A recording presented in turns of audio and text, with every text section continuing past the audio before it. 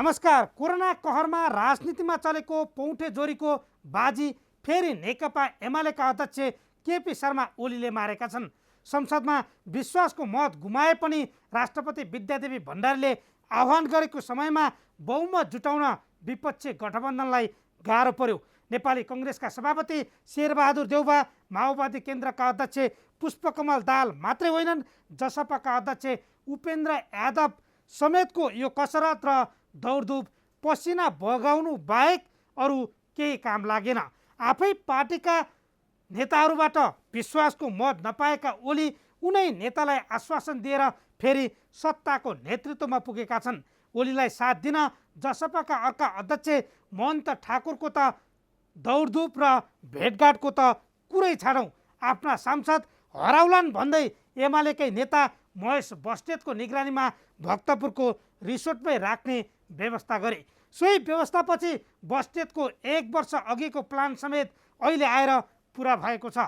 संसदमा महन्त तटस्थ बसिदिँदा ओली नेपालको 43औँ प्रधानमन्त्रीका रूपमा दर्ज भए। कम्युनिस्ट पार्टीका नेताहरूमध्ये सबैभन्दा बढी प्रधानमन्त्री हुने नाम पनि ओलीले आफ्नै रेकर्ड बनाएका छन्। सबै पुरानै अनुहार लिएर ओलीले मन्त्री परिषद पनि विस्तार गरे। सरकार जोगाउन भूमिका खेल्ने नेताहरूलाई मन्त्रीबाट हटाउनु पनि त भएन, किनकि जहाँ माओवादी दल नै त्याग गरी ओलीलाई साथ दिन आएका व्यक्ति पनि छन्। भो अब सरकार पनि बन्यो, मन्त्रीहरू पनि दोहोरिए। देउबा, प्रचण्ड र उपेन्द्रको निष्कर्ष पनि बाहिर आयो। माधव नेपाल र झलनाथ खनाल पछिएको नेताको माग पुरा गर्ने ओलीको प्रतिबद्धता पनि आयो। तर अस्पतालमा आएन अक्सिजन, अस्पतालमा थपिएनन् बेड, जनताले लगाउन पाएनन् खोप, स्वास्थ्य मन्त्री र सुरक्षाकर्मीले पाएनन् प्रोत्साहन भत्ता। यो महामारीमा अब त राजनीतिक खिचातानी बन्द गरौँ। पुराना अनुहारका मन्त्रीले नयाँ कामको थालनी गरौँ।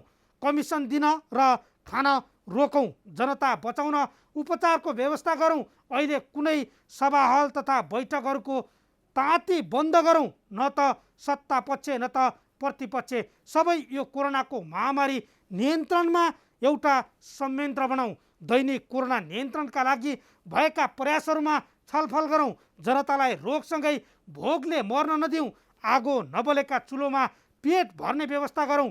केही समय छलछाम र ढाकछोपको राजनीति बन्द गरौँ। जनता सङ्क्रमणबाट जोगाउने र बचाउने काम गरौँ।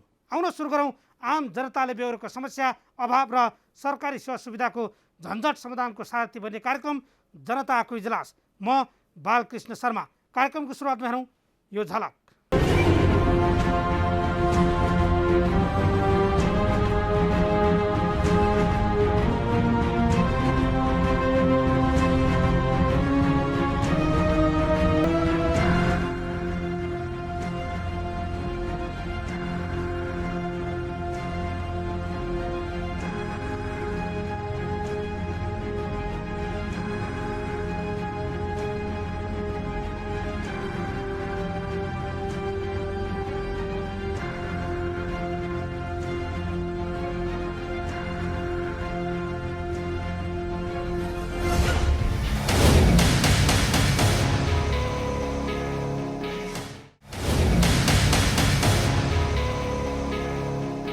स्वागत छ कार्यक्रम जनताको इजलासमा। आज हामी कोरोना सङ्क्रमण बढ्दै जाँदा अस्पतालमा भिडभाड र अक्सिजन अभावमा छटपटाउँदै गरेको भयावह अवस्थामा सरकारको उदासीनता बारेको रिपोर्ट, कोरोना नियन्त्रणमा प्रदेश सरकार किन अलमलमा भन्ने विषयमा लुम्बिनी प्रदेशका स्वास्थ्य मन्त्री भोज प्रसाद श्रेष्ठ र बागमती प्रदेशकी सामाजिक विकास मन्त्री सरस्वती बस्नेतसँग संवाद गर्नेछौँ।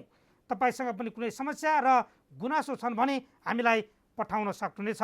तपाईँहरूका समस्या र गुनासोलाई हामी कार्यक्रममा उच्च प्राथमिकता दिनेछौँ। अब आजको पहिलो विषय, देशै कोरोना सङ्क्रमण रोक्न ठप्प बनाइएको छ।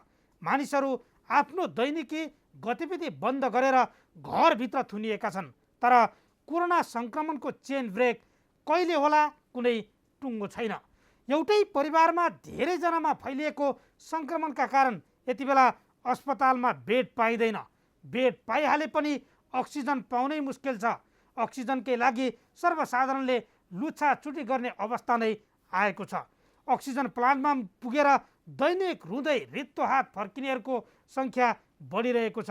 अस्पतालले समेत उपचार गर्न सक्दैनौँ भन्दै हात उठाउन थालिसके, जसका कारण समस्या थप भयावह हुने देखिरहेको छ। हेरौँ यो रिपोर्ट।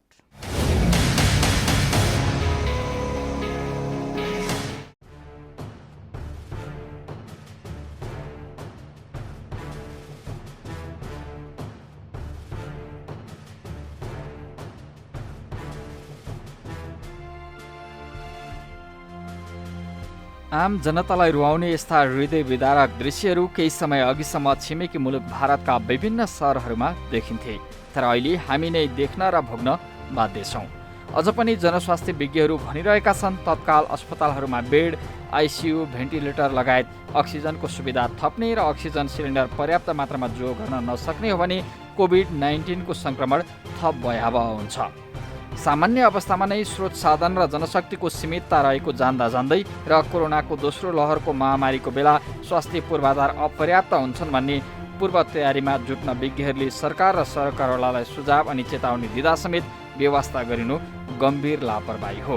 धेरैभन्दा धेरै बिरामीहरू अझै पनि घरमै बस्नु भएको छ। त्यही परिवारका 10-12 जना सदस्यलाई चाहिँ सङ्क्रमण भएको छ।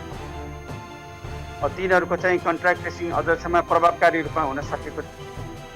र ती व्यक्तिहरू जो अलि आफ्नो स्वास्थ्यको पिछा नआएको छ, सक्षम छन्, तिनीहरू आएर मलाई चाहिँ यस्तो मेरो स्ट्याटस बुझ्नु पर्यो भनेर पिसार गरेको अवस्था हो। अरूभन्दा पनि अहिले जति पनि सानो भएका व्यक्तिहरू आइराख्नु भएको छ, सास फेर्न गाह्रो भएका व्यक्तिहरू चाहिँ हामीले अब हामीसँग बेड नभए तापनि कमसेकम के भए पनि उहाँलाई सिलिन्डरको माध्यमद्वारा चाहिँ अक्सिजन दिएर चाहिँ उपचार गरिराखेका छौँ। त्यही नै हो, हामीलाई बेड भन्दा पनि कमसेकम हामीलाई अक्सिजन दिनुहोस् नै बाध्य भएर हामीले त्यो सेवा दिइराखेका छौँ। अहिले हाम्रो चाहिँ इन्टरनेसनल इमेज पनि बिग्रिन्थ्यो। अहिले तपाईँले चाहिँ हेर्नुभयो भने इन्टरनेसनल इमेजमा सिएनएनमा हेर्नुहोस्, अल जजिरामा हेर्नुहोस्, बिबिसीमा हेर्नुहोस्, नेपालको न्युज आइरहेको छ। के भनेर आउँछ, नेपाल चाहिँ एक वान अफ द इन्फेक्सियस चाहिँ हाइली चाहिँ पेन्डेमिक कन्ट्री हो भनेर न्युज आउँछ। यो त दुःखदायी कुरा हो नि त। किन यस्तो भयो त? त्यस कारण यो समयमै त्यतिखेरै हामीले 2 महिना अगाडि चाहिँ एयरपोर्ट पनि सिल गर्दै भए, बन्द गरेको भए, अथवा उताबाट चाहिँ आउने नेपाली दाजुभाइ दिदीबहिनीहरूलाई होल्डिङ सेन्टर राखेर, क्वारेन्टाइनमा राखेर, आइसोलेसनमा राखेर यो भित्र छिर्न दिएको भए, बोर्डरहरू चाहिँ हामीले त्यतिखेरै सिल गर्न सक्यो भए अहिले हामीले निश्चितता गर्नुपर्ने अवस्थै आउँदैन थियो। यो केस चाहिँ हजारमा आउँदैन थियो, आए पनि 100वटा 200वटा हुन्थ्यो होला, हामी सजिलै कन्ट्रोल गर्न सक्थ्यो होला। किन गर्न सकिएन? यो त हाम्रो चाहिँ समयमै प्रिपेयर्डनेस भन्छौँ हामीले, जस्तै हस्पिटल प्रिपेयर्डनेस भन्छ, यसको कोरोनाको चाहिँ इन्फेक्सियस डिजिजको पेन्डेमिकको प्रिपेयर्डनेस, यसको प्रोटोकलहरू फलो गर्ने कुराहरू गर्नुपर्छ। स्वास्थ्य मन्त्रालयमा पनि हाम्रा साथीभाइहरूले बारम्बार उहाँहरूले वास्तवमा सजेसन दिनुभएकै थियो, तर त्यसलाई चाहिँ हामीले माथिल्लो लेभलमा गएर चाहिँ त्यसलाई कार्यान्वयनमा लान सकेनौँ, त्यसलाई डिसिजन गर्न सकेनौँ, जसको परिणाम चाहिँ अहिले हामी सबैले यो भोगिराख्नु परेको छ। यो बेला महामारी विरुद्ध लड्न सिङ्गो राज्यको स्रोत साधन लगाउनु पर्ने थियो, योजनाबद्ध अनि तीव्र गतिमा काम गर्नु पर्थ्यो। तर देशका अधिकांश अस्पतालमा आफन्त बचाउन हारगुहार गरिरहेका नागरिकले अक्सिजनको समेत हाहाकार झेल्नु पर्दा सोध्न थालेका छन् के देशमा सरकार छ र?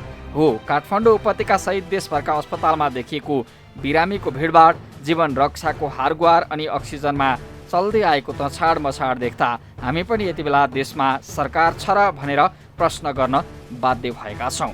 एकपटक देशका विभिन्न अस्पतालमा पुगेर निराश हुँदै फर्किनुपर्ने बिरामीको अवस्था र अक्सिजनको हाहाकार बारेका केही दृश्यहरू तपाईँ दर्शकका लागि देखाउँछौँ। यो हेर्नुहोस्।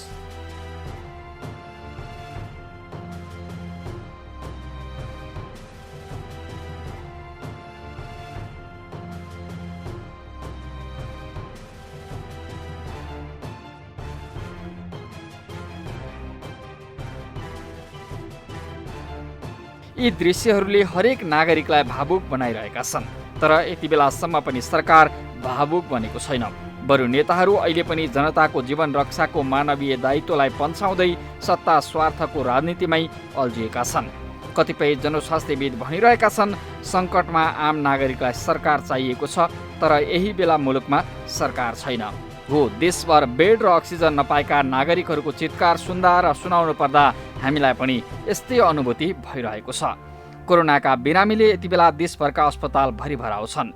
बेड मात्रै होइन, सिडी र पिँढीमा समेत संक्रमितलाई राखेर दिनरात नभनी उपचारमा खटिएका छन् स्वास्थ्य कर्मीहरू। सामान्य बेड पाउनै मुस्किल भएको यो समयमा आइसियु र भेन्टिलेटर त झनै खाली हुने कुरै छैन। उल्टै यति बिरामी भर्ना लिन्छु उति बिरामी भर्ना लिन सक्ने पूर्वाधार छ भन्ने निजी अस्पतालहरू नै अक्सिजनको अभाव भएपछि नयाँ बिरामी भर्ना लिन नसक्ने सूचना टाँस्ने प्रतिस्पर्धा गरिरहेका छन्। यसमा सरकारी अस्पताल पनि थपिएका छन्। यो पनि हेरौँ।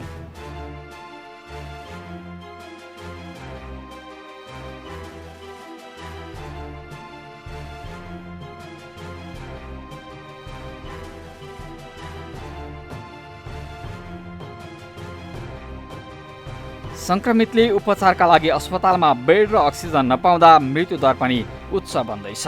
यो कहाली लाग्दो अवस्थामा संक्रमितलाई उपचार दिलाउन के उपाय अपनाउन सकिन्छ भन्नेबारे जनस्वास्थ्यविद र स्वास्थ्य क्षेत्रका विज्ञहरूसँग सरकारले छलफल नै थालेको छैन। आखिर कहिलेसम्म सत्ताको खेलमा सरकार अल्मलिने अनि जनताको जीवनभन्दा राजनीतिक जित हारको जोड घटाउमा राजनीतिक दलहरू व्यस्त? हरेक नागरिकले प्रश्न गरिरहेका छन्।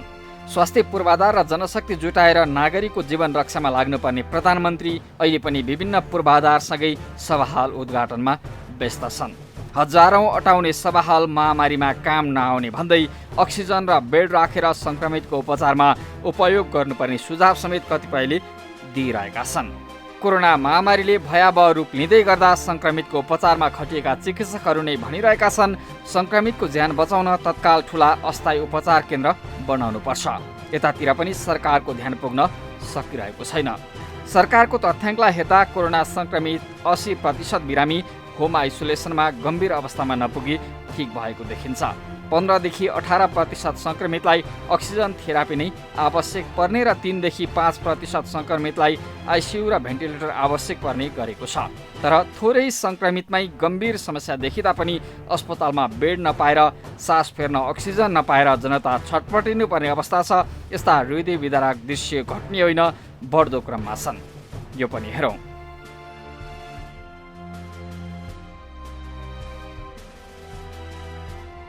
चीन, बेलायत र अमेरिकाले केही दिनमै अस्थायी संरचना बनाएर कोरोना महामारी नियन्त्रणमा आंशिक सफलता पाएका छन्। लामो समयसम्म पूर्वाधार र जनशक्ति जुटाउने पूर्व तयारीको समय पाएर पनि सरकारले व्यवस्था गरेको भन्दै यति बेला आलोचना भइरहेको छ। आखिर महामारी रोक्न सरकारले के गर्नुपर्छ त? अब यहाँदेखि जान्छ भने आखिर कहाँ गयो त्यो होइन? कहाँ गयो भने जस्तो कि अब के भन्छ नि हामीसँग 100वटा सिलिन्डर आउँछ, बिरामी चाहिँ 200जना चाहिँ हामीले कहाँदेखि पुऱ्याउन सकिन्छ। अब मान्छेको यस्तो अवस्था छ कि अक्सिजन सिधै मान्छे मऱ्यो। सकेसम्म बचाउने अब चाहिँ उहाँ पाइएछ भने म 20,000-22,000 तिरेर म गाडी रिजर्भ गरेर एउटा 22,000 तिरेर सिलिन्डर किन्ने जाने फ्रीमा पैसा त आउँदैन हेर्नु। फ्रीमा पाउँछ, मैले पैसा तिरेर लिन पर्दैन, फ्रीमा छ। उहाँको फ्रीमा पाउँछ भने म 20-22,000 रुपियाँ चाहिँ यहाँ आएर तिरेर म लग्ने जरुरत पनि छैन। म पीडित हो हेर्नु, मेरो सबै डकुमेन्ट मैले यहाँ राखेको छु। मेरो फोटो खिच्नु 28 नम्बर बेडमा मेरो बिरामी छ होइन। मलाई चाहिँ अब कहीँ न केही त सरकारले व्यवस्था गरिदिनु पऱ्यो कि पैसा तिरेर नपाउने भने चाहिँ फाइदा के भयो? मान्छे बिरामी मरेर जाने भने अक्सिजन डेली गइरहेको छ भन्नुहुन्छ, तर 3 दिन भयो हामीले एउटा पाएन। तपाईँको व्यक्तिगत सिलिन्डर छ भने तपाईँको मान्छे चाहिँ तपाईँ आफैले तपाईँको अक्सिजन छ भने ल्याउनु, दबाई पानी चलाइदिन्छ भन्नुहुन्छ। कोरोना जुन हिसाबले बढिरहेको छ, यो पहिलेको कोरोना भन्दा यो भेरिएन्ट चाहिँ एकदमै डरलाग्दो छ। यसलाई चाहिँ प्रदेश सरकारले पहिलादेखि नै अब आउने सङ्क्रमण र अब आउने समस्याको लागि चाहिँ पहिलेदेखि विचार गरेर अक्सिजनको व्यवस्था मेनली अहिले हस्पिटलहरूमा अक्सिजनको समस्या देखिरहेको छ। जुन ठुला हस्पिटल बनाउँदाहरूमा जुन अक्सिजन प्लान्टहरू थिए ती अक्सिजन प्लान्टहरू पनि बन्द गरेर बाहिरदेखि सिलिन्डर ल्याएर जुन काम गरिरहेको थियो, यसले गर्दा पनि अहिले समस्या भइरहेछ। भने अहिलेको यो प्रदेश सरकारले चाहिँ तुरुन्तै जुन हस्पिटलहरूमा प्लान्ट छन् ती प्लान्टहरूलाई अक्सिजन प्लान्टहरूलाई पूर्ण रूपमा सञ्चालन गर्नु पर्यो र त्यहाँ जाने अक्सिजन सिलिन्डरहरू जुन साना हस्पिटलहरूले जुन प्लान्टहरू अक्सिजन प्लान्ट छैन उनीहरूलाई ती सिलिन्डरहरू दिनु पर्यो। यो चाहिँ व्यापक बढिरहेको छ, यसमा चाहिँ नि मध्यनजर लाएर चाहिँ उनी गर्न सकेको छैन। मान्छेको एकदम भइरहेको छ, अक्सिजन छैन, केही छैन, कोभिडको भइरहेको छ, बढिरहेको छ। यो इस्लाम सरकारले गर्नुपर्ने, यो मान्छे अब हिँडिरहेको छ यसलाई पनि बन्द गर्नुपर्ने हो। यो पनि हो भयानक बढिरहेको छ, यसलाई चाहिँ नि गरेर गर्नुपर्छ। अक्सिजन पनि छैन, केही छैन, खानाको लागि पनि छैन, सबैले चाहिँ यो गर्नुपर्ने बाध्यता छ सर।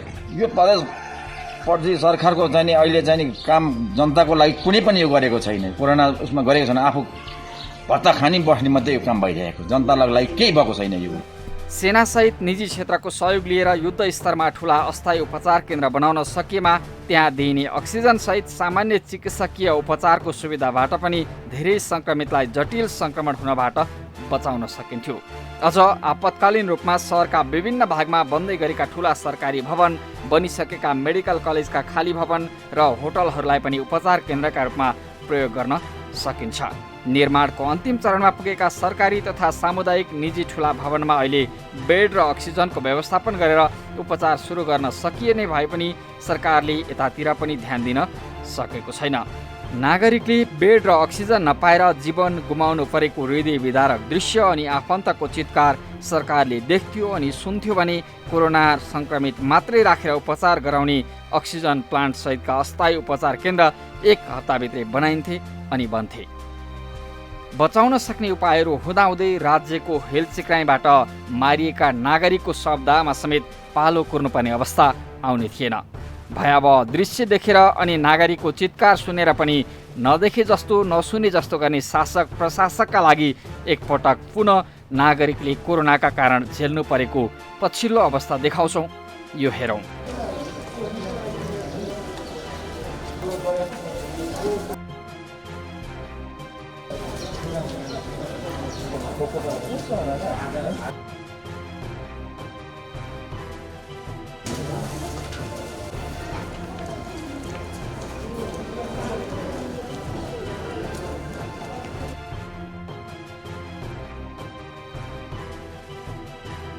अस्पतालमा आइसकेका छौँ। यहाँ हुन त देशमा 3 तहका सरकार छन्। यति बेला स्थानीय तह, प्रदेश अनि सङ्घ सरकार महामारी बढिरहँदा पनि जनताको जीवन रक्षाका लागि प्रभावकारी कदम चाल्न किन असफल भए त? 1 वर्ष अघि नै साधारण, मध्यम र गम्भीर अवस्थाको सम्भावनालाई आकलन गरेर फरक योजना तयार बनाइनु पर्नेमा यति गम्भीर अवस्था आउँदा पनि सरकार हात बाँधेर बस्नु भने नागरिकमाथिको गम्भीर अपराध हो। थप सङ्क्रमण फैलिन नदिन सङ्क्रमित र सम्भावित सङ्क्रमितलाई छुट्याउने, टोलटोलमा घुम्ती सेवा मार्फत स्वाब सङ्कलन गरेर सङ्क्रमितलाई आइसोलेसनमा राख्ने अनि ट्रेसिङमा परेकाहरूको परीक्षण गर्ने दायित्वबाट सरकार कहिलेसम्म भागेर जनता मारिरहने? प्रधानमन्त्री र स्वास्थ्य मन्त्रीलाई कोरोना महामारीबाट प्रताडित भएका सङ्क्रमित र उनीहरूका आफन्तहरूको तर्फबाट हाम्रो प्रश्न।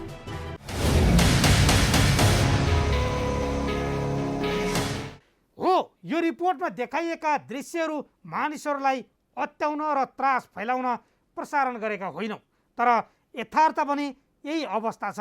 त्यसैले जनता आफै सजग बनाऊ। तपाईँ हाम्रा जनप्रतिनिधिका गतिविधि हामीले निहालेकै छौँ। अस्पतालका चित्कार र अभावका कुरा उनीहरू सुन्नै चाहँदैनन्। आफू सतर्क बनाऊ, आफू पनि बाँचौँ, अरूलाई पनि बचाउँ। अब एकैछिन विश्रामपछि कोरोना नियन्त्रणमा प्रदेश सरकार किन अलमलमा? जनता अस्पतालको बेडमा छटपटाउँदै गर्दा प्रदेश सरकारले जनताको पीडामा किन साथ दिन सकेनन्? यिनै विषयमा लुम्बिनी प्रदेशका स्वास्थ्य मन्त्री भोजप्रसाद श्रेष्ठ र बागमती प्रदेशकी सामाजिक विकास मन्त्री सरस्वती बस्नेतसँग संवाद गर्नेछौँ। हामीसँगै रहनुहोला।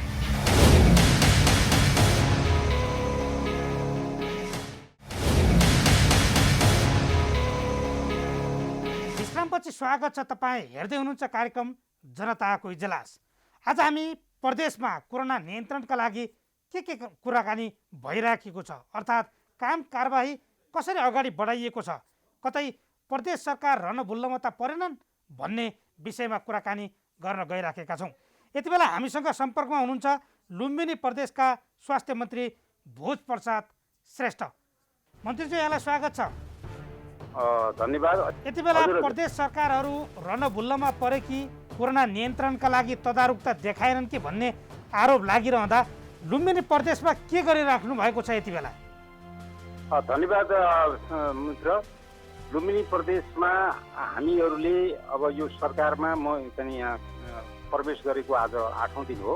हजुर। अब हामीले कोभिड व्यवस्थापनलाई सरकारको तर्फबाट पूर्ण केन्द्रित लक्षित योजनाहरू कार्यान्वयन गरिरहेका छौँ। अब यहाँहरूलाई थाहा छ कोभिडको कारणले जुन भयावह स्थिति खडा भयो आकस्मिक रूपमा, पूर्व तयारीको कमी भयो, त्यसलाई हामी महसुस गरेका छौँ र यस सन्दर्भमा हामीहरूले कोभिड व्यवस्थापनको भयावह स्थिति भनेको अक्सिजनको अभाव हो, सिलिन्डरको अभाव हो। यो माग र आपूर्तिमा भएको चाहिँ भिन्नताको कारणले हामीले देशभित्रको उत्पादन र आफ्नो प्रदेशभित्रको उत्पादनले धान्न सकेको छैन। यस परिणाममा हामीले चक्रभित्र राखेर प्रदेश सरकारले यहाँको स्थानीय चाहिँ प्रशासनहरू अब जिल्ला स्तरमा राखेर उहाँहरूलाई चाहिँ हामीले फलोअप गर्दै अभावलाई 2-2 घन्टामा आफ्ना चाहिँ कम सिलिन्डरहरूलाई, कम अक्सिजनको उत्पादनलाई अत्यन्त मर्माहत स्थिति रहेका चाहिँ मृत्यु बढ्दो नजिक पुगेकाहरूका चाहिँ सेवा पुर्याउने कामलाई अत्यन्त चाहिँ काम 24 घन्टै चाहिँ हाम्रा प्रशासनहरू त्यो ढङ्गले रोटेट भएर काम गरिरहेको। जस्तो तपाईँले अक्सिजन अभावको आपूर्तिका लागि हामी मन्त्रालयले तदारुकता देखाएका छौँ, गरिरहेका छौँ भन्दै गर्दा यति बेला लुम्बिनी प्रदेशका विभिन्न अस्पतालमा अक्सिजन पाएनौँ भन्दै डाक्टर आफै हार गुहार गरिरहेको अवस्था पनि देखिन्छ नि। सही कुरा हो, यो यथार्थपरक हो। किनभने हामीसँग भएको 4वटा प्लान्ट, त्यस प्लान्टले हामीलाई झन्डै 1500 सिलिन्डर मात्रै उत्पादन गर्न सक्छ, जो 24 घन्टा हामी चलाउँदाखेरि प्राकृतिक विपत्ति बाहेक विद्युत जाँदाखेरि त्यो चलाउन सकिन्छ। हामीलाई माग छ चाहिँ लुम्बिनी प्रदेशको 3000 सिलिन्डर। त्यो बाँकी रहेको 1500 चाहिँ अक्सिजन सहितको सिलिन्डर हामीले आफ्नो प्रदेशभन्दा बाहिरबाट ल्याउनु पर्दछ। त्यो बाहिरबाट ल्याउनुको लागि काठमाडौँ महासङ्क्रामक छ, वीरगञ्ज महासङ्क्रामक छ, अन्य क्षेत्रमा पनि त्यस्तै छ। र विदेशबाट ल्याउनुको लागि G2G ल्याउनुको लागि जुन प्रावधानहरू छन् त्यसका निम्ति हामी सङ्घीय सरकारसँग अविलम्ब कार्यान्वयनको निम्ति हामीले अनुरोध गरेका छौँ। सङ्घीय सरकारले दिन्छु भनेको छ? त्यो सङ्घीय सरकारले हामीले चाहिँ त्यसलाई कोसिस गर्छौँ भनेर हामीलाई वोट दिएको छ। हामी अपेक्षा छ सरकारले त्यो तदारुकको साथ यसलाई चाहिँ लागू गर्नुपर्दछ र सँगसँगै त्यो एउटा चाहिँ त्यसको मामलामा सबभन्दा फ्लुडलाई चाहिँ आयात गर्ने कुरा हो।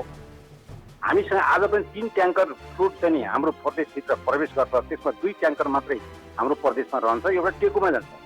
र त्यस कारणले एउटा सानो ट्याङ्कर 500 चाहिँ किलोको मतलब यो 5000 किलोको भन्छ होला सायद, त्यो चाहिँ हाम्रो रूपन्देहीमा रहन्छ, अर्को नेपालगञ्जमा 1500 को रहन्छ होइन। यसलाई नियमितता गर्ने कुरा यो यसरी पुग्दैन। कम्तीमा 10 ट्याङ्कर ल्याउनुको निम्ति सप्लायरसँग कुरा गर्नको निम्ति अर्थमन्त्रीज्यूले पहल गर्नुभएको छ र त्यो कुरा कहाँ पुग्यो भन्ने विषयमा हामी फलोअप गर्दैछौँ। यो हिजोको कुरा हो र सरकार त्यसमा लागिरहेको होला भन्ने मेरो अनुमान छ। जस्तो मन्त्रीज्यू तपाईँहरूलाई एउटा आरोप लाग्ने गरेको छ, जति बेला मानिसहरू अस्पतालमा छटपटाइरहेका छन् र अक्सिजन पाएनौँ हाहाकार भयो भन्दैछन्, दाङको कुरा गरौँ, बुटोलकै कुरा गरौँ, नेपालगञ्जको कुरा गरौँ, बिरामीहरू छटपटाइरहँदा तपाईँहरू भने बढी सत्तामा केन्द्रित हुनुभयो, सरकार बनाउने र गिराउनेमा बढी केन्द्रित हुनुभयो भन्ने जनताले ठुलो गुनासो गरिरहेका छन् यति बेला। यसमा सही कुरा हो, यो राजनीतिक तरलतामा खेल्ने कुरा चाहिँ स्वाभाविक रूपमा सबै खेल्छन्, तर त्यसमा त्यो कुरा गरेर हामी जस्तामा चाहिँ जो यसका सरकारका जुन मूल जवाफदेही चाहे पत्रकारको अरूको अभिन्न अङ्ग तपाईँहरू हुनुहुन्छ, हामीहरू छौँ। हामी अहिले कोभिडको बेलामा यो तरङ्गमा हामी खस्नेवाला छैनौँ। हामी एक दिन रहे पनि कोभिड प्रति हामी पूर्ण जवाफदेहीको साथ काम गरिरहेको छौँ। हामी चाहिँ यसलाई हाम्रा कर्मचारीहरू स्वास्थ्य मन्त्रालयको प्रशासन हेर्नुहुन्छ भने हामीले यसलाई बैठकलाई रेगुलेट गरेका छौँ। हामी कर्मचारी इन्ट्याक्ट राखेका छौँ र यसका प्रशासनले यसलाई यहाँको प्रशासनले पूर्ण रूपले 18 घन्टासम्म उहाँहरूले काम गरिरहनु भएको छ। हाम्रा महाशाखा प्रमुखहरू राति सिलिन्डर बोकेर अस्पतालमा पुग्नुहुन्छ र जनताका खाली सिलिन्डर घरमा नराख्नुहोस् भनेर त्यो कुरा दिनुहोस् भन्न पुगेका छन्, उद्योगमा पुगेका छन्। हामी खाली सिलिन्डरलाई पनि हामी खोज तलास गरेका छौँ। आज हिजो मात्रै हामीले प्रदेश सरकारका तर्फबाट स्वास्थ्य मन्त्रालयले यो खाली सिलिन्डर घर घरमा रहेका र विभिन्न आइसोलेसनमा निषेधित रूपले अब प्रयोग गर्न नमिल्ने खालका कामहरू भइरहेको सन्दर्भमा त्यसमा रहेका डम्प भएका स्थानीय तहले डम्प गर्ने कुरा त्यो नियमभित्र पर्दैन। त्यस कारण अस्पतालभित्रलाई बुझाउनुहोस् भन्ने कुरा आह्वान प्रदेश सरकारले गरेको छ र यहाँका विभिन्न जिल्ला प्रशासनले त्यो काम गरेको छ र आजबाट जिल्ला प्रशासनले घर घरमा रहेका सिलिन्डरहरूलाई दिनुहोस् भनेर जिल्ला प्रशासनले अब घर दैलो काम सुरु गर्न थालेको छ भने सामाजिक संस्थाहरूले पनि त्यो काम गर्नलाई आह्वान गरिएको छ। जहाँ जहाँ घर घरमा सिलिन्डर छ, स्थानीय तह सिलिन्डर छ, त्यो अस्पताल पुर्याइदिनुहोस्, प्रदेश सरकारले तोकिक ठाउँ पुर्याइदिनुहोस्।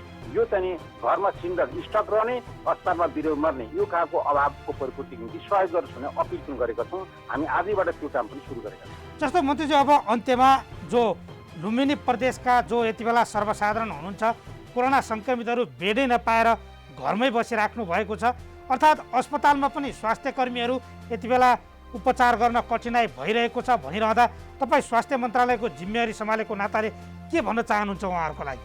स्वाभाविक रूपमा यो दुःखद घडीमा हामी सबैले आफ्नो धैर्यतालाई चाहिँ राखौँ र सबै ठाउँमा चाहिँ सकारात्मक चाहिँ सुझाव र आलोचनाहरू गरौँ र त्यसलाई व्यवस्थित गर्नको निम्ति प्रशासन तयार छ। हामी फिल्डमा खटिरहेका छौँ र हामी जवाफदेही ढङ्गले प्रस्तुत हुन्छौँ र सबै समुदायलाई व्यक्तिलाई म अनुरोध गर्न चाहन्छु, घरमा पनि घरको बाटोमा पनि स्वास्थ्य मापदण्ड पूर्ण प्रयोग गर्नुहोस्, मास्क लगाउनुहोस्, 2 मिटर दूरीमा गर्नुहोस्, आफ्नो खानपान आफ्नो गर्नुहोस्, टोयलेट चाहिँ कोभिड भएका कुरालाई चाहिँ राखेको अवस्था छ भने अलग प्रयोग गराउनुहोस्। किनभने म आफै चाहिँ कोभिडको पेसेन्ट हो, म आफै रिकभर भएर यहाँ आएको छु। मैले घरमा त्यो ठाउँबाट चाहिँ गरेको छु र म यति बेला म चाहिँ फिल्डमा 7-8 दिनदेखि रातको 2 घन्टा सुतेर बाँकी काम स्कुलमा लगाइरहेको छु। त्यस कारणले उत्साहले प्रेरणाले गर्नु सकिन्छ, आफू पनि सुरक्षित हुने, जनताको जीवन जोगाउने, मापदण्डलाई पूर्ण पालना गर्न म सबै जनतालाई असल नागरिकको परिचय दिन जो चीनले देखाएको छ त्यो नेपालमा पनि गर्न सकिन्छ। यस अर्थमा पनि सबै तहले यो कुराको सूचना जनतामा सचेतना पुर्याउनलाई सामाजिक संस्थालाई दलहरूलाई आह्वान गरिएको छ र दलहरूले सकारात्मक रूपले सहयोग गर्नुभएको छ। स्वास्थ्य मन्त्रालयलाई यो प्रतिगमन अग्रगमन कुरा तपाईँले आफ्नो ठाउँमा गर्नुहोला। कोभिडको साझालाई सहयोग गर्छु भन्ने कुरा उहाँको प्रतिबद्धता पनि छ। मलाई विश्वास छ सबै सङ्घ संस्थाले कोअपरेट गर्नुहुनेछ, सबै दलहरूले कोअपरेट गर्नुहुनेछ र लुम्बिनीवासीहरूले आफ्नो गौतम बुद्धको पहिचानलाई असल नागरिकमा प्रस्तुत गर्नुहुनेछ र सबै सरकारले जारी गरेका निर्देशनहरू मापदण्डहरू पुनः गर्नुहुनेछ। सबै मान्छेले घरमा बसेर होइन, घरबाट निक्लिनु पर्ने परिस्थिति बस त्यस्तो आएको खण्डमा त्यस कारणले त्यस्ता सामाजिक दायित्व बोकेका आफ्नो चाहिँ अग्रभागमा बसेर चाहिँ काम योग्यता लिएका पद पाएका साथीहरू जो कोभिडबाट चाहिँ अछुतो चाहिँ रहनु भएको छ उहाँहरू घरबाट पनि व्यवस्थितका निम्ति जनतामा जानै पर्ने हुन्छ, सहयोग गर्नै पर्ने हुन्छ। जस्तै कर्मचारीहरू फुल पेजमा चाहिँ काम गरिरहनु भएको छ, ती चाहिँ स्वास्थ्य कर्मीप्रति सम्मान गरौँ, डाक्टरहरूप्रति सम्मान गरौँ, यसमा सहयोग गर्ने समाजको सम्मान गरौँ र त्यो अर्थमा चाहिँ मात्रै हामी सबैको सहकारले यो न्यूनीकरण हुन्छ र हामी न्यूनीकरणतर्फ गइरहेका छौँ। र जुन व्यक्ति जो कोरोनासँग जोडिएको छ, अत्यन्त सङ्कटमा हुनुहुन्छ भने चाहिँ निश्चितमा प्रदेश सरकारको मेरो सोची सच्यालयमा दर्ता गर्नुहोस्, मेसेज गर्नुहोस्। हामी त्यसको पोइन्टमा डक्टर कहाँ चाहिँ त्यसको चाहिँ तपाईँ समयमा जाँच्न पुग्नुहोस्। त्यो डक्टरले कोभिड हो र चाहिँ आइसियुमा राख्ने हो अथवा बेडमा राख्ने हो भन्ने विषयमा चाहिँ उहाँले निदान गरेपछि हामी उसलाई व्यवस्थित गर्छौँ। र आजबाट हामीले यो लुम्बिनी पार्टिकल्स भन्ने एप चलाएका छौँ। हाम्रो वेबसाइटमा कुन बेड कुन हस्पिटलमा खाली छ, कहाँ अक्सिजन छ या छैन, कहाँ चाहिँ कस्तो खालको चाहिँ अवस्था छ, त्यो लुम्बिनी पार्टिकल्स एपबाट हेर्न सकिन्छ। र सबै संघ संस्थाले जनतालाई पनि तपाईँहरूले सूचना गरिदिनुहोस् कि लुम्बिनी प्रदेशले लुम्बिनी पार्टिकल्स सञ्चालन गरेको छ। त्यो हेरेर तपाईँले खाली भएको ठाउँमा लैजानुहोस्। कुनै सोर्स खोजको जरुरी छैन र क्यु सिस्टममा सबै बस्नुपर्ने हुन्छ र त्यो आवश्यकतालाई चाहिँ मध्यनजर गरेर त्यो काम गरिएको छ भने अब यो ल्याब श्रेणीबाट जाँच्ने प्रक्रियालाई हामीले गाउँबालीमा अहिले थप 100 जना जाँच्न सक्ने मेसिन ल्याइपुर्याएको छ। त्यो भोलिबाट सञ्चालन हुनेछ र नीतिगत निर्माणको सवालमा हामी काम गरिरहेका छौँ। 3 महिने कार्ययोजनाका साथ गर्नुले स्रोतको अभाव छ। लुम्बिनी प्रदेश सरकारलाई हामी भनेका छौँ 60 करोडको अक्षय कोष कोभिडमा दिनुपर्दछ, 30 करोड लुम्बिनी प्रदेशले जोगाड गर्नुपर्दछ र केन्द्रले त्यसमा 50% 30 करोड दिनुपर्दछ भन्ने कुरा हामीले प्रस्ताव मैले स्वास्थ्य मन्त्रीबाट भिजुअल मिटिङबाट मैले यो कुरा गरिसकेको छु, मन्त्रालयको स्तरबाट गरिसकेको छु। फेरि पनि लिखित रूपमा हामीले त्यो कुरा माग दाबी गर्नेछौँ र त्यसमा सबैको सहयोग होस् कि बजेटको अभावमा, स्रोतको अभावमा सार्वजनिक खर्च ऐनले बाधा पुर्याएको अवस्था देखिरहेको र विभिन्न नियम कानुनले हामीलाई अडचन गर्ने, खर्च गर्न बाधा पुर्याउने, मान्छेको ज्यान गइरहने नीति र सामुदायिक हस्पिटलहरूलाई सहयोग अनुदान नीति गर्न मिल्दैन भनेर त्यो खालको परिपाटीबाट हुर्काउने, अस्पताल सरकारीमा चाहिँ बिरामी राख्न नसकिने यो खालको परिवेशबाट डाक्टरहरू नै हात उठाउनु पर्ने परिस्थिति खडा गर्ने अवस्था आएको हुनाले निश्चितमा पनि यो नियम कानुनलाई लचिलो व्यवहारिक र नीतिगत रूपमा स्पष्ट पारौँ। निश्चित रूपमा हामीले हाम्रो माग के छ भने लुम्बिनी प्रदेशलाई यो भयावहबाट जोगाउने हो भने सीमा सुरक्षा गर्नु भने लुम्बिनी प्रदेशलाई सङ्कटकालको घोषणा गर्नलाई सरकारलाई अनुरोध गर्ने परिस्थिति खराब हुँदैछ, त्यो बाटोमा झन्दैछ र त्यसका निम्ति यो चाहिँ अक्सिजन डिजास्टरको रूपमा हामीले यसलाई हेरेका छौँ। यहाँको मुख्यमन्त्रीले त्यसमा लागिरहनु भएको छ र केन्द्रीय सरकारसँग हामीले यो विषय पनि माग गरिरहेका छौँ र यसतर्फ पनि ध्यान केन्द्रीय सरकारको जाओस्, यही विषयबाट मैले आह्वान र अनुरोध गर्न चाहन्छु र प्रदेश सरकारले यसतर्फ पूर्ण जवाबदेही साथ काम गर्नेछ भने यहाँलाई पनि आश्वस्त पार्न चाहन्छु। धन्यवाद। हस् धन्यवाद मन्त्रीज्यू। पक्कै पनि हामीले यति बेला लुम्बिनी प्रदेशका स्वास्थ्य मन्त्री भोजप्रसाद श्रेष्ठसँग कुराकानी गऱ्यौँ। लुम्बिनी प्रदेशमा फैलिएको कोरोना सङ्क्रमण र त्यहाँ उपचार पद्धति के भइरहेको छ, कसरी उपचार भइरहेको छ, बिरामीहरू अक्सिजन नपाएर अर्थात् अस्पतालमा बेडै नपाएर यति बेला सङ्क्रमणको त्रासमा जो घरभित्रै बसेर मानिसहरू बसिरहेका छन् त्यसलाई सहजता बनाउनका लागि पक्कै पनि प्रदेश सरकार अलमल नगरोस् र सरकारले तदारुकता देखाओस् भन्नका लागि हामीले स्वास्थ्य मन्त्रीलाई आज लाइभमा ल्याएका हौँ।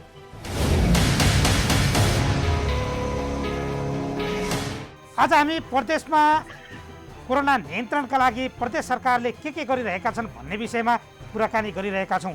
यति बेला हामीसँग प्रत्यक्ष जोडिनु भएको छ सामाजिक विकास मन्त्री जो बागमती प्रदेशबाट मन्त्री सरस्वती बस्नेत। मन्त्रीज्यू यहाँलाई स्वागत छ। हजुर धन्यवाद। जस्तो यति बेला कोरोना सङ्क्रमणले जनता घरभित्रै छन् र लकडाउन पनि निषेधाज्ञा पनि गरिएको छ। जनता घरभित्र बस्दै गर्दा यहाँको मन्त्रालयले कोरोना नियन्त्रणका लागि यति बेला के गरिरहेको छ? हजुर अहिले निषेधाज्ञा छ, जनताहरू घरभित्र हुनुहुन्छ, तर हामी प्रदेश सामाजिक विकास मन्त्रालयले जनतालाई कसरी सुसूचित बनाउने र कसरी सुरक्षित राख्ने र उहाँहरूले परेका पिरमर्का उहाँहरूलाई कसरी व्यवस्थापन गर्ने भन्ने हामीले विभिन्न खालका निर्णयहरू गरेका छौँ। जस्तै अब पहिलो कुरो त हामीले सबै स्थानीय सरकारहरूसँग, जिल्ला स्वास्थ्य कार्यालयहरूसँग, सबै जनप्रतिनिधि, गैर संस्था महासङ्घहरूसँग, विभिन्न सङ्घ सङ्गठनका मानिसहरूलाई हामीले यो अहिलेको यो अत्यन्तै हाम्रो यो कोभिड सङ्क्रमणले ग्रसित भएको हुनाले हामी सबैलाई सुसूचित बनाउनुपर्छ र यो अहिलेको जुन सरकारले तोकेको मापदण्ड छ त्यो तोकिएको मापदण्ड अनुसार हामी सबैजना लाग्नुपर्छ भन्ने पहिलो नम्बरमा हामीले यो सुसूचित गराउने कार्यक्रममा लागिरहेका छौँ।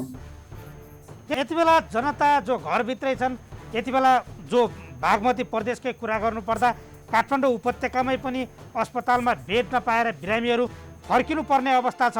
जस्तो हेटौडा पनि कोरोना सङ्क्रमितले त्यत्तिकै समस्याग्रस्त बनाइरहँदा बेडहरू थप्ने, सङ्क्रमितहरूलाई सहज रूपमा उपचार बनाउनका लागि प्रदेश सरकारले केही पहल गरेको छैन? हजुर गरेको छ। अहिले हाम्रो बागमती प्रदेश नेपालको सबैभन्दा ठुलो प्रदेश र जहाँ चाहिँ केन्द्रीय राजधानी, सङ्घीय राजधानी पनि हाम्रै प्रदेशमा पर्छ। त्यसो हुँदाखेरि काठमाडौँ उपत्यका का 3टा जिल्ला चितवन, मकवानपुर लगायतका यो अत्यन्तै अहिले सङ्क्रमणको दर धेरै बढिरहेको जिल्लाहरू छन् र काठमाडौँलाई छन त सङ्घीय मन्त्रालय अन्तर्गत धेरैवटा हस्पिटलहरू छन्, तर पनि काठमाडौँमा व्यवस्थापन हामी प्रदेश सरकारले पनि गर्नुपर्छ भन्ने उद्देश्यले हामीले सिभिल हस्पिटलमा 150 वार्डको चाहिँ सुविधा सम्पन्न आइसोलेसन बेडको लागि तत्कालै तयारी गरेको छौँ। त्यसै गरी अन्य जस्तो चितवनको लागि पनि हामीले क्यान्सर हस्पिटलमा धेरै बेडहरू भएको र त्यहाँ व्यवस्थापन गर्न सहज हुने, त्यहाँ पनि 150 देखि 200 सम्म बेड फेरि थप्न सकिने, त्यो चाहिँ भर्खर अनुगमन गरेर आएपछि त्यो तयारी छ। र यहाँ बागमती प्रदेशको जुन राजधानी भएको हेटौडामा पनि हामीले यहाँ भएको आइसोलेसनहरूलाई व्यवस्थापन गर्नको लागि योजनाहरू बनाइरहेको छौँ र धेरै चाहिँ पिसिआर गर्नको लागि पनि धेरै असहज भयो जनतालाई। यो पिसिआर गर्नको लागि अहिले भर्खर एउटा जिल्लामा चाहिँ पिसिआर ल्याब सञ्चालन भएको छ। जुन जिल्लामा पिसिआर ल्याबहरू छैन सबै जिल्लामा पिसिआर ल्याब सञ्चालन गर्नको लागि पनि हामीले त्यो निर्णय चाहिँ कार्यान्वयनमा जाँदैछौँ। जस्तो मन्त्रीज्यू यहाँले यति भनिरहँदा हामीले पहल गरिरहेका छौँ भन्दै हुनुहुन्छ, तर जनता यति बेला छटपटाइरहेका छन्। जो सङ्क्रमणले भेटै नपाउँदा छटपटाउँदा कतै प्रदेश सरकार, जो सङ्घीय सरकार त अलमलमा परेको छ, सङ्घीय सरकारले त केही गरेको छैन, तर प्रदेशको गाउँघरमा आएको सरकारले त केही तदारुकता गर्नु पर्थ्यो, तर प्रदेश सरकार पनि आफै अलमलमा पर्यो भन्ने आरोप यति बेला तपाईँहरूलाई लागिरहेको छ। हजुर,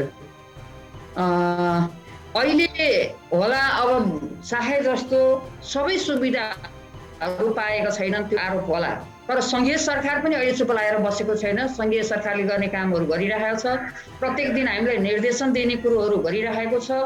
विभिन्न खालका कसरी सहज हिसाबले जनतालाई बचाउने जोगाउने भन्ने कुरोमा सङ्घीय सरकार पनि लागिरहेको छ, त्यसै गरी प्रदेश सरकार पनि लागिरहेको छ।